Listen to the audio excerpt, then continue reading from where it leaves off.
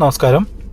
തണ്ടപ്പേര് book എന്നാൽ എന്താണ്, അല്ലെങ്കിൽ എന്താണ് തണ്ടപ്പേര് കണക്ക് അഥവാ തണ്ടപ്പേര് അക്കൗണ്ട്, എന്താണ് തണ്ടപ്പേര് നമ്പർ? പലർക്കും അറിയില്ലാത്ത ഒരു കാര്യമാണ്. എന്താണ് ഇതെന്ന് നമുക്ക് നോക്കാം. വില്ലേജ് ഓഫീസുകളിൽ നമ്പർ ക്രമത്തിൽ നികുതി അടയ്ക്കുന്ന ഭൂ ഉടമകളുടെ പേരും മേൽവിലാസവും വസ്തുവിൻ്റെ സർവേ നമ്പരും വസ്തുവിൻ്റെ ഇനവും വസ്തുവിൻ്റെ അളവും രേഖപ്പെടുത്തി വയ്ക്കുന്ന ബുക്കുകൾ ഉണ്ട്. ഇത് പല വാല്യങ്ങൾ ഉണ്ടാവാം. അതിനെ തണ്ടപ്പേര് ബുക്കുകൾ എന്നാണ് പറയപ്പെടുന്നത്. ആ ബുക്കിലെ ഒരു പേജ് ഒരു വസ്തു ഉടമയ്ക്ക് നമ്പർ ഇട്ട് നൽകിയിട്ടുണ്ടായിരിക്കും. ആ പേജാണ് തണ്ടപ്പേര് അക്കൗണ്ട് അല്ലെങ്കിൽ തണ്ടപ്പേര് കണക്ക് എന്ന് പറയുന്നത്. ആ പേജിന് നൽകിയ ക്രമ നമ്പർ ആണ് തണ്ടപ്പേര് നമ്പർ. നിങ്ങളുടെ കൈവശമുള്ള കരം അടച്ച രസീതിൽ പഴയ എഴുതിയ രസീതാണെങ്കിൽ അതിൻ്റെ ഇടതുവശത്ത് മുകളിൽ എഴുതിയിട്ടുണ്ട് തണ്ടപ്പേര് നമ്പർ.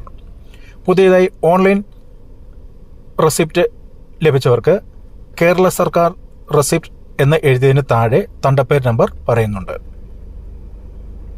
എങ്ങനെ ഒരാൾക്ക് തണ്ടപ്പേര് അക്കൗണ്ട് ലഭിക്കും എന്ന് നോക്കാം. ടാക്സ് അടയ്ക്കാവുന്ന ഭൂമി രേഖാമൂലം ഒരാൾക്ക് സ്വന്തമായി ലഭിച്ചാൽ ആ രേഖയെ അടിസ്ഥാനപ്പെടുത്തി വില്ലേജ് ഓഫീസർക്കോ തഹസിൽദാർക്കോ അനുവാദിക്കാവുന്നതാണ് തണ്ടപ്പേര് അക്കൗണ്ട്.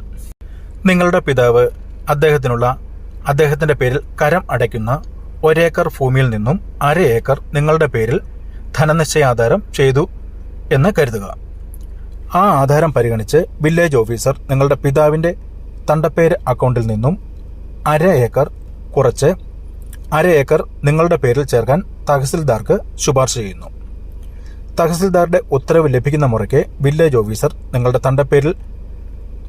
തണ്ടപ്പേര് കണക്ക് അക്കൗണ്ട് ഓപ്പൺ ചെയ്യുന്നു. നിങ്ങളുടെ പേരിൽ കരം അടച്ച് രസീതും നൽകുന്നു. ഇവിടെ പിതാവിൻ്റെ പേരിൽ 1/2 ഏക്കർ ശേഷിക്കുന്നത് അദ്ദേഹത്തിൻ്റെ തണ്ടപ്പേര് അക്കൗണ്ട് അവിടെ നിലനിർത്തിക്കൊണ്ട് നിങ്ങൾക്ക് 1/2 ഏക്കറിന് പുതിയ തണ്ടപ്പേര് അക്കൗണ്ട് അനുവദിച്ചു നൽകുകയാണ് ചെയ്തിട്ടുള്ളത്.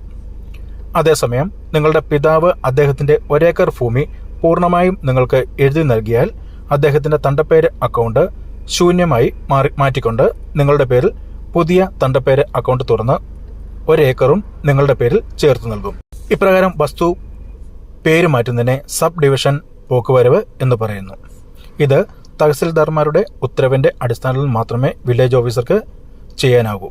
രണ്ടാമത് വിവരിച്ച പ്രകാരം മുഴുവൻ വസ്തുവും ഒരു പേരിൽ നിന്നും മറ്റൊരു പേരിലേക്ക് മാറ്റുന്നതിനെ സബ് ഡിവിഷൻ ഇല്ലാത്ത പോക്കുവരവ് എന്ന് പറയുന്നു. ഇത്തരം പോക്കുവരവ് വില്ലേജ് ഓഫീസർക്ക് സ്വയം ചെയ്യാവുന്നതാണ്. നിങ്ങൾ ആരോടെങ്കിലും കുറച്ച് ഭൂമി വില കൊടുത്ത് വാങ്ങിയാൽ ആ ആധാരം അടിസ്ഥാനപ്പെടുത്തി നിങ്ങളുടെ പേരിൽ തണ്ടപ്പേര് അക്കൗണ്ട് ആരംഭിക്കാം. നിങ്ങൾ വർഷങ്ങളായി കൈവശം വച്ചിരിക്കുന്ന സർക്കാർ ഭൂമിക്ക് നിങ്ങളുടെ പേരിൽ പട്ടയം ലഭിച്ചാൽ ആ പട്ടയം ലഭിച്ച പതിവ് ഉത്തരവ് പ്രകാരം നിങ്ങളുടെ പേരിൽ ഒരു തണ്ടപ്പേര് അക്കൗണ്ട് വില്ലേജ് ഓഫീസർക്ക് നൽകാവുന്നതാണ്. വസ്തുവിൻ്റെ ഉടമസ്ഥാവകാശം സംബന്ധിച്ച് കോടതിയിൽ നിന്നും ലഭിക്കുന്ന നിങ്ങൾക്ക് അനുകൂലമായ വിധിയെ അല്ലെങ്കിൽ ഉത്തരവിനെ അടിസ്ഥാനപ്പെടുത്തിയും തണ്ടപ്പേര് അക്കൗണ്ട് നിങ്ങളുടെ പേരിൽ ആരംഭിക്കാവുന്നതാണ്. അപൂർവമായ ചില പ്രത്യേക സാഹചര്യങ്ങളിൽ ഇത്തരം രേഖകൾ ഒന്നും ഇല്ലാതെ ഒരാളുടെ പേരിൽ തണ്ടപ്പേര് അക്കൗണ്ട് തുറക്കാനും പോക്കുവരവ് നിയമത്തിൽ വ്യവസ്ഥയുണ്ട്. എന്താണ് ഭൂമിയുടെ സർവേ നമ്പർ? എന്താണ് ഭൂമിയുടെ റീസർവേ നമ്പർ? ഈ വീഡിയോയുടെ പാർട്ട് 2 കാണുക. വിശദമായി അതിൽ വിവരിക്കുന്നുണ്ട്. തുടർന്നും ഇത്തരം വാർത്തകൾ ലഭിക്കുന്നതിന് വേണ്ടി ചാനൽ സബ്സ്ക്രൈബ് ചെയ്യുക, ലൈക്ക് ചെയ്യുക, നോട്ടിഫിക്കേഷൻ ലഭിക്കുന്നതിനായി ബെൽ ബട്ടൺ അമർത്തുക.